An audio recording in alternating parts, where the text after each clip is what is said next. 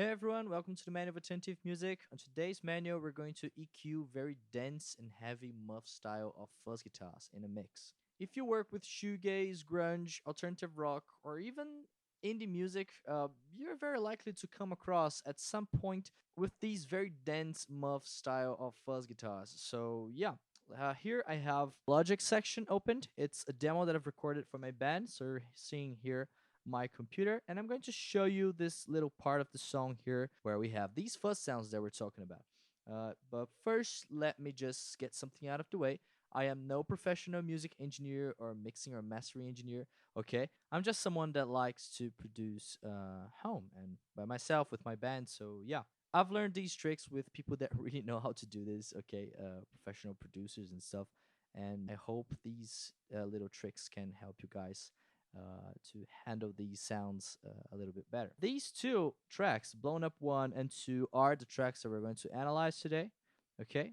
And this damage track is not a muff style fuzz. It's an octave fuzz that I'm going to mute while we listen to the mix. Okay. It's just here to add some mids. That's why it's panned center, while these two are panned left and right.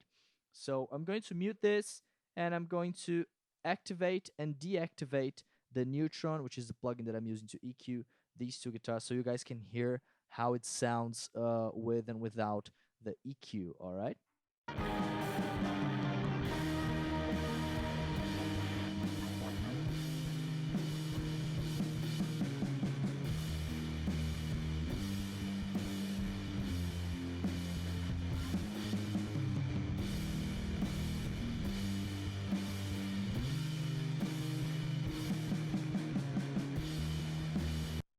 Yeah, it's a night and day difference, right? Let's pick one of these up, and I'll just pan it center and solo this. And okay, now we can work with it a little bit better. Before I start, just let me get something out of the way. Just keep in mind that for mixing guitars, you always have to take your context in consideration. All right. What we're going to do here today is something more focused on EQing. Okay. So I'm not going to talk like about compression or stuff like that. We're just going to focus on the EQ plugin. I am using Neutron, but it's just because it's a really nice plugin to show you guys the frequencies that we're talking about.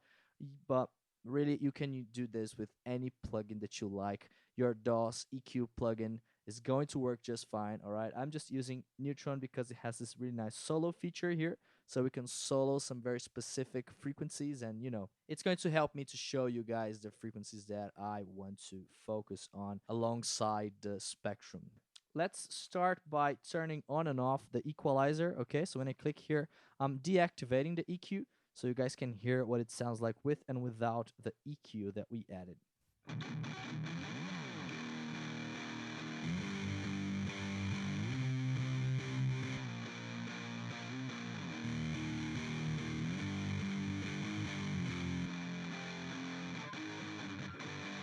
All right, so this is what we're looking for. Something that's going to be cleaned up and won't have that unnecessary low end, is going to make room for the other instruments, and still is going to retain that expressiveness that we like and we love from our fuzz pedals. So here we have the EQ plugin completely flat. All right, and we're going to start with the low end. This is something that's a bit basic. I know we like to listen to that very beefy bottom end that's very characteristic of these fuzz guitars. And right here I'm using the DoD grind pedal, which is a pedal that has a lot of low end, but this can hurt your mix quite badly if you don't take care of this.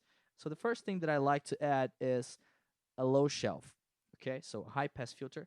I'm putting here around 70 hertz, and let's just hear it.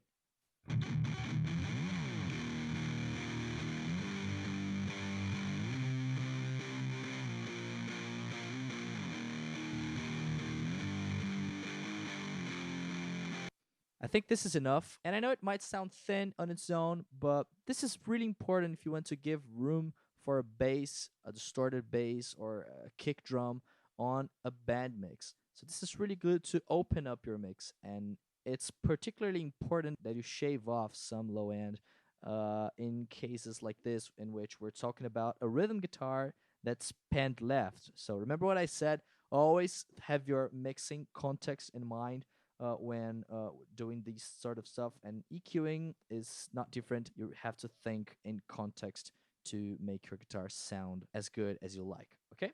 So you can shave even more than this. I think 80 hertz is all right because you see the shelf goes up to around 300 hertz. So it's removing all of these unnecessary low end. You hear it's this very extreme low end we're talking about. So kind of an unnecessary content for a guitar track, mostly a rhythm guitar track.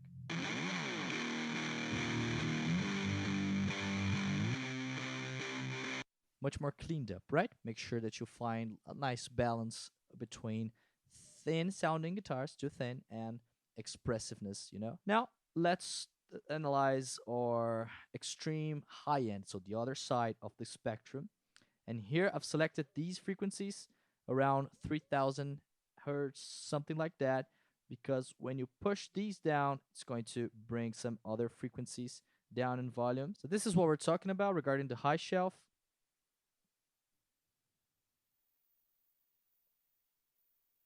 I hope this can be heard on YouTube.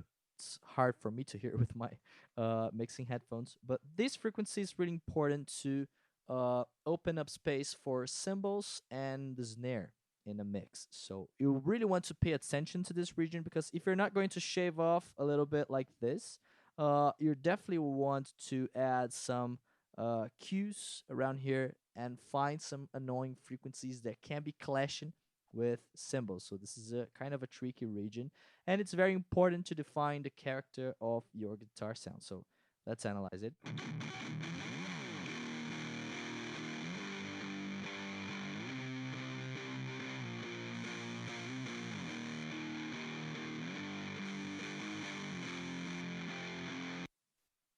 So as you guys could hear, it's an EQ region that defines a lot of the harshness of your sound. So if you want a very scratchy guitar sound, you know, if you're working on something in a mix that specifically demands that, so I would say don't shave this off like this, not so aggressively. And you know, look around here and see if you can find some annoying frequencies and just remove those frequencies. So this way you can keep this high end scratchiness, something like that. Okay, I am going to remove this because, as I said, we're talking about a rhythm fuzz guitar. So we really need to open up the mix to give some room for other instruments. So this is going to make the guitar sound more meaty and rounder overall, a little bit more tamed on the high end.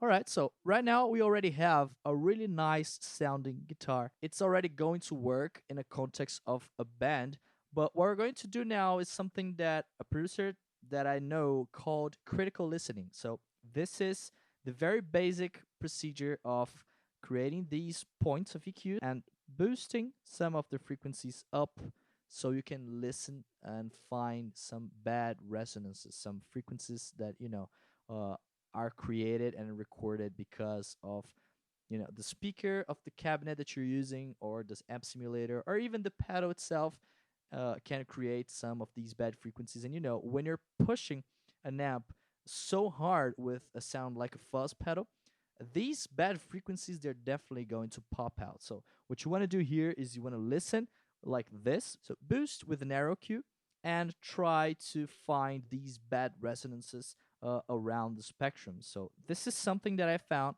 but I'm going to show you like what I mean by that. So let's move this aside and listen to it.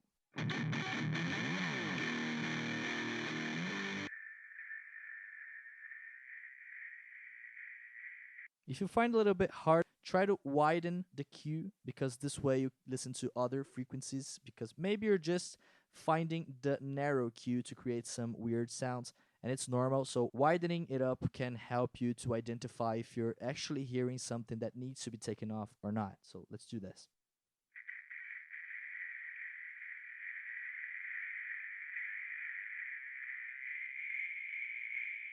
All right, here we're getting to some critical frequencies. All right, this is a very bad resonance area. I think you guys could spot that.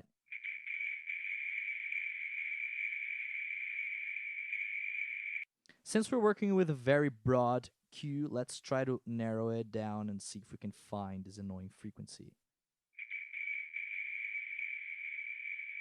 Honestly, I think we just found it.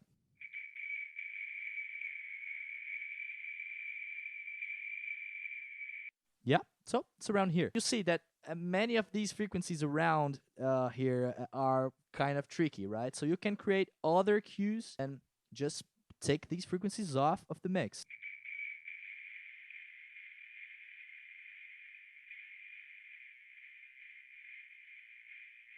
Now let's see if it makes a difference.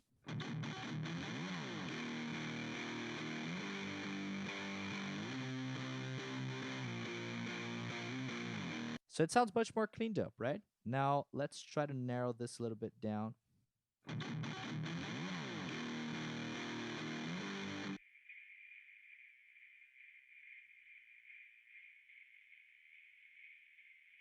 All right, so there are still some bad frequencies around that area, and this is a very tricky area, okay? So 3100 hertz, or this one that we just EQ'd, 2100 or 300 hertz. This is a very tricky region for guitar recording because some very bad frequencies can be reproduced in this area. So, yeah, let's listen to this one.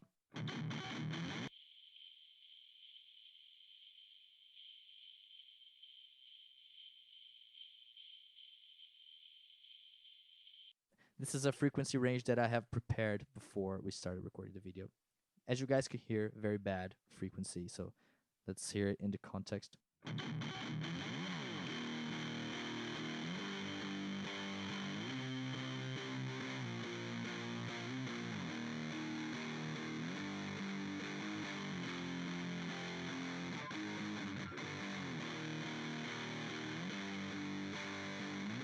So now we're cleaning up the sound and removing stuff that we don't like. I think we can add another point around here.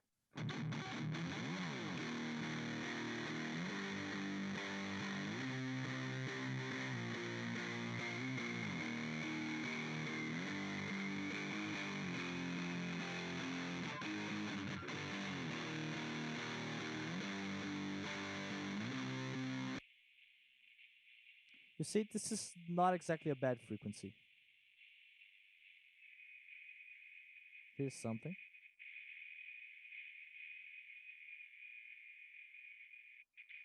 You see, it's very, very similar.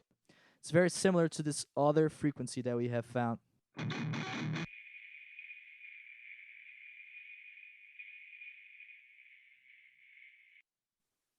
So let's remove it too. That's it. I know this doesn't really look very nice, but see how much of a difference all these procedures that we have done make.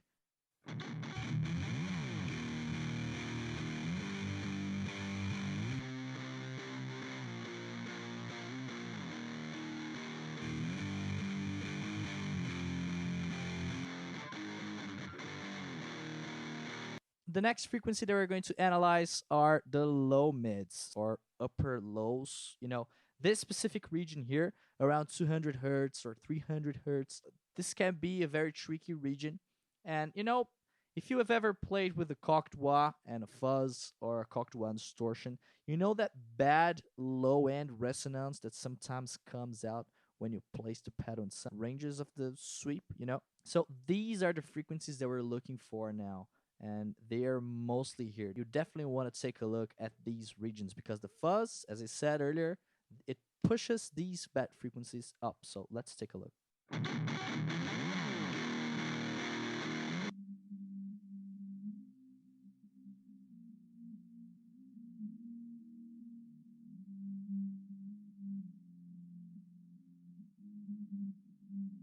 This is what I was talking about. These very bad bassy frequencies.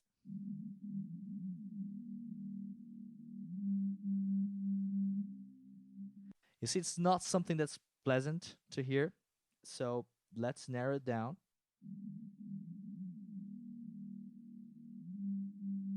Yeah, it's around here. And remove it.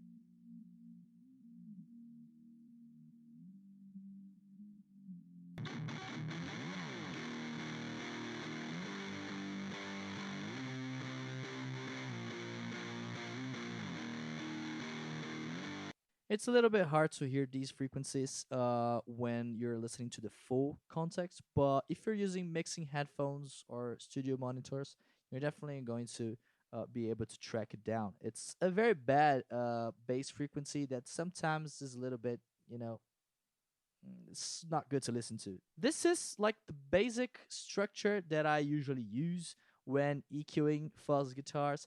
It's it's a little bit more complicated than when I'm EQing clean stuff or even just distorted sounds. Uh, because fuzzes they definitely push some weird stuff into the mix, and this is going to make it work a lot better with other instruments. So now let's turn it on or off and see if we have actually cleaned up our mix.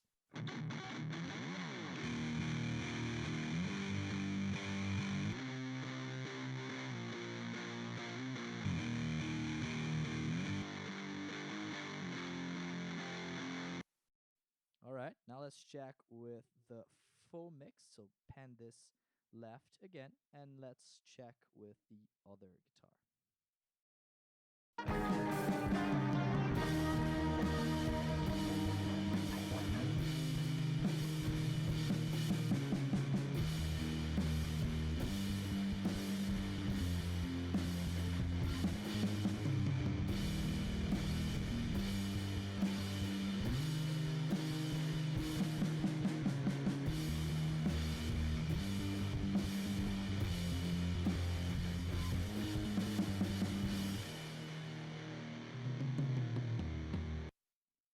All right, so that's it. It's a pretty night and day difference, as you guys could hear.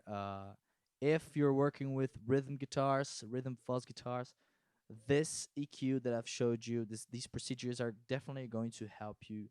And yeah, I really like doing this to clean up my mix and make everything sound a little bit more rounder, you know, and have the guitars tamed, but still retaining that lovely expressiveness character of the fuzz that we love a lot. So that's it. I hope you learned something. I hope I've helped you out. And comment below what you would do differently if you have some key frequencies that you like to analyze when EQing fuzz guitars, or how you guys EQ fuzz guitars. I learned a lot with you guys. So, yeah, feel free to comment below. Thanks for watching. I hope I see you next time. Goodbye.